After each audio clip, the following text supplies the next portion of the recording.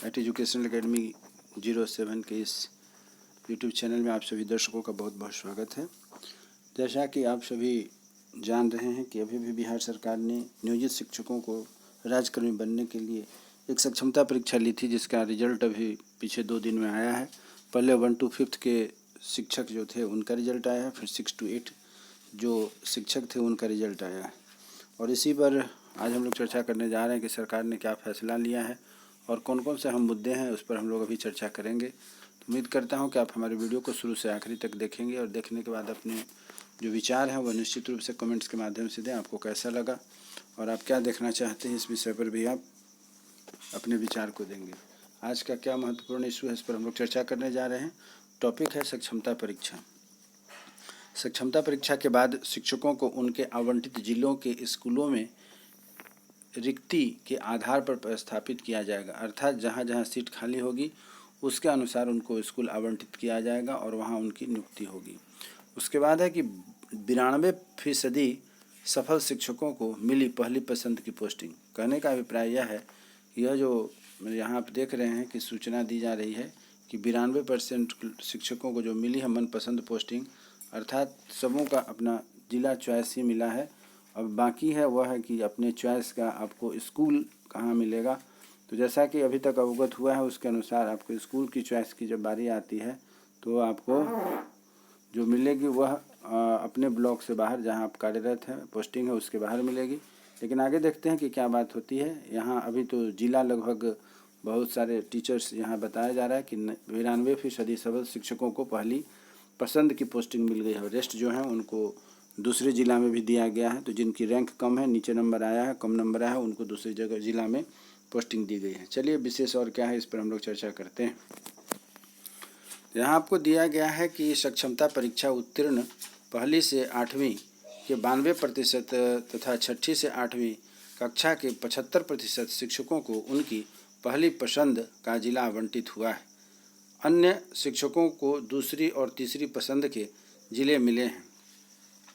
इन शिक्षकों को उनके आवंटित जिले के स्कूलों में रिक्ति आधार पर पदस्थापित कराया जाएगा। कहने का मतलब हुआ कि अब सरकार ने अपने अपने स्कूलों में जहाँ जहाँ रिक्ति है उसके अनुसार नोटिफिकेशन मांगी है, रिक्ति मांगी है और उस रिक्ति के आधार पर अब आपकी पोस्टिंग इधर से उधर, उधर से इधर होने वाली है। इसके लिए आप सरकार ने, विभाग ने उस स्कूल से रिक्ति मांगी है और उसी के आधार पर आपकी ज्वाइनिंग होगी।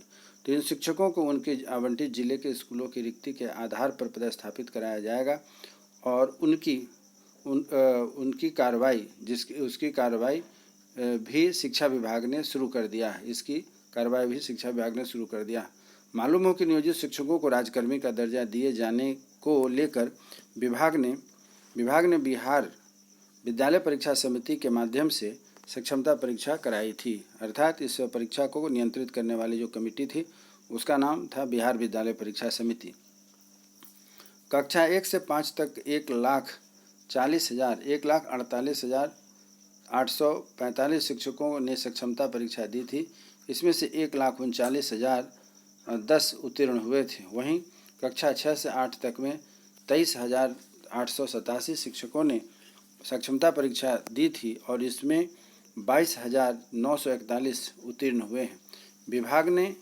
विभाग ने पहले ही साफ किया था कि हर नियोजित शिक्षकों को सक्षमता परीक्षा उत्तीर्ण होने के लिए 5 मौके दिए जाएंगे। परीक्षा उत्तीर्ण होने के बाद स्कूल में योगदान की तिथि में नियोजित शिक्षकों को राज्यकर्मी का दर्जा दिया जाएगा। राज्यकर्मी का दर्जा मिलते ही बिहार लोक सेवा आयोग के द्वारा नियुक्त शिक्षकों के तर्ज पर इन्हें सुविधाएं मिलने लगेंगी। तो यह थी सरकार की जो पुरानी स्कीम, जिसके तहत शिक्षकों को सक्षमता परीक्षा देनी पड़ी थी और उन लोगों ने परीक्षा दी है और उसके आधार पर अब रिजल्ट भी आ रहा है। अब आगे देखना है कि आगे क्या कहा जा रहा है।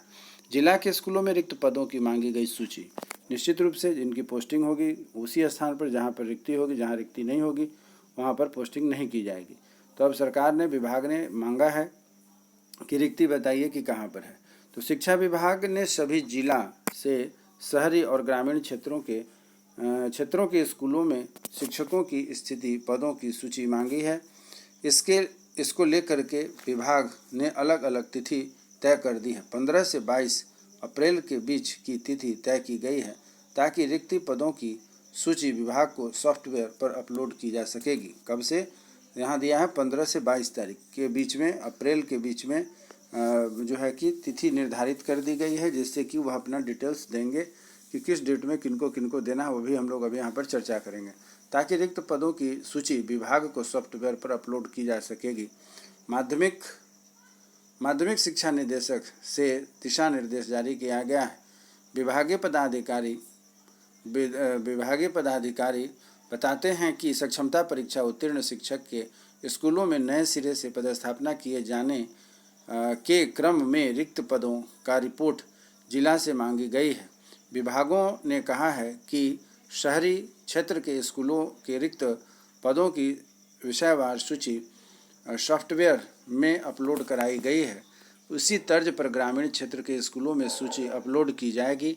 सभी जिला पदाधिकारी को निर्देश दिया गया है कि डीपीओ रिक्त पदों की सूची विभाग के द्वारा तिथि को मुख्यालय में भेज करके सॉफ्टवेयर में अपलोड कराएं।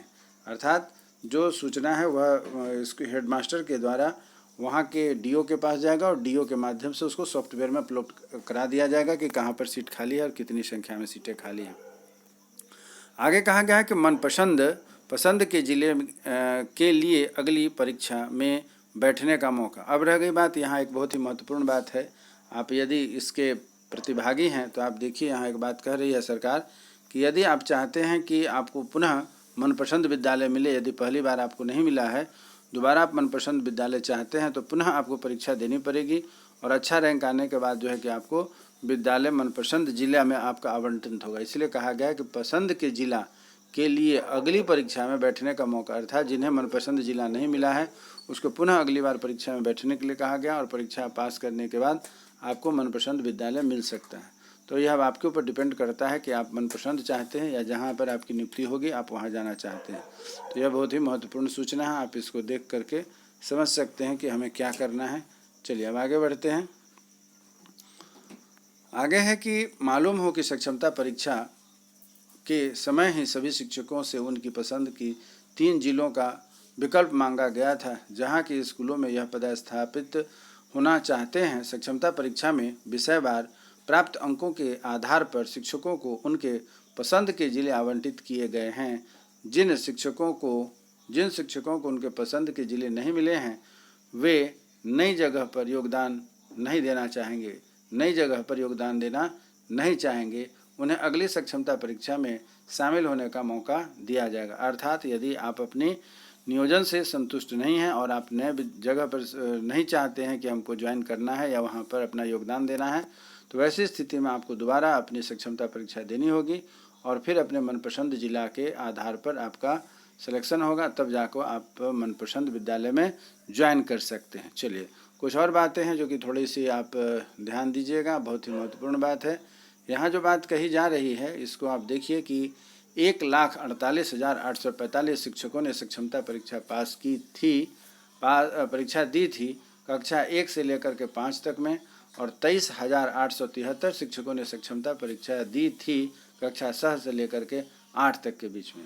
अब यहाँ जो एक और आपके पास यहाँ लिस्ट दिख रही है, आप इसको देख करके समझ रहे होंगे कि यहाँ जो लिस्ट दी गई है इस लिस्ट के आधार पर सरकार को जो है कि इसमें यह एक सूचना है। देखिए यहाँ पर इस तरीके से है कि 16 अप्रैल को पूर्णिया प्रमंडल का अपलोड कर देना है। सूची अपलोड करने की मंडलवार तिथि दी गई है। 15 अप्रैल को पूर्णिया प्रमंडल को जो है कि अपना डिटेल्स अपलोड कर देना है अपने वेबसाइट पर जा करके। 16 अप्रैल को कोसी और भागलपुर के प्रमंडल को अपलोड करना है। 17 अप्रैल को मुंगेर प्रमंडल, 18 अप्रैल को दरभंगा प्रमंडल, 19 अप्रैल को तिरहुत प्रमंडल, 20 अप्रैल को मगध प्रमंडल, 21 अप्रैल को सारण प्रमंडल और 22 अप्रैल को पटना प्रमंडल। इस प्रकार से जो आप देख रहे हैं कि सरकार ने, शिक्षा विभाग ने यह निर्धारित कर दिया है कि इन जो है कि दिनों में 8 दिनों में लगभग जो है कि पूरे बिहार राज्य में जितने भी प्रमंडल हैं सबों का डाटा जो है कि विभाग के पास आ जाएगा कि कहाँ कितनी रिक्तियाँ हैं और उसके आधार पर पुनः उनकी पदस्थापना की जाएगी। जहाँ जैसी रिक्ति होगी आपको फर्स्ट फेज में यह मौका ज़रूर मिला है कि आप अपने मनपसंद जिला में आप बहाल होंगे। अब रह गई कि सीटों की जहाँ रिक्ति है वह आपके मनपसंद मिल पाता है या नहीं मिल पाता है। उम्मीद कीजिए कि आपको और विश्वास कीजिए कि आपको मनपसंद सेंटर मिलेगा। यदि नहीं मिलता है तो सरकार ने, विभाग ने साफ साफ स्पष्ट कर दिया है कि आप अपना मनपसंद स्कूल जिला पाने के लिए पुनः आप परीक्षा दें और परीक्षा पास करने के बाद आपको मनपसंद जिला मिल सकता है। तो चलिए, मैं उम्मीद करता हूँ जो आज आपको डिटेल्स जानकारी दी गई है, यह निश्चित रूप से यदि आप सक्षमता की परीक्षा में बैठने वाले प्रतिभागी हैं या आपके घर परिवार या समाज का कोई ऐसा व्यक्ति है जो इससे बिलोंग करता है और आप उसे चाहते हैं सूचना देना या आप चाहते हैं सूचना रखना, तो आज का ये वीडियो मैं उम्मीद करता हूं कि सक्षमता परीक्षा से जुड़ी हुई जो पोस्टिंग होने वाली है वह आपके लिए बहुत ही उपयोगी सिद्ध होगी और आप इसका अधिक से अधिक लाभ लेकर के अपने मित्रों के साथ इसको शेयर भी करेंगे और अपने दिमाग में रखेंगे कि आगे कैसे यह प्रक्रिया होनी है जिससे कि राजकर्मी के आप कर्मचारी बन सकेंगे। आपने हमारे साथ इतना समय दिया, इसके लिए बहुत बहुत धन्यवाद। उम्मीद करता हूँ कि मेरा वीडियो आपको अच्छा लगा होगा। अपने मित्रों के साथ शेयर करें, चलते चलते चैनल को सब्सक्राइब कर दें जिससे कि आगे आने वाली इस तरह की जो भी इन्फॉर्मेशन होगी आपके पास सबसे पहले पहुंचेगी। आप हमारे साथ बने रहें, इसके लिए बहुत बहुत धन्यवाद। नमस्कार, जय हिंद।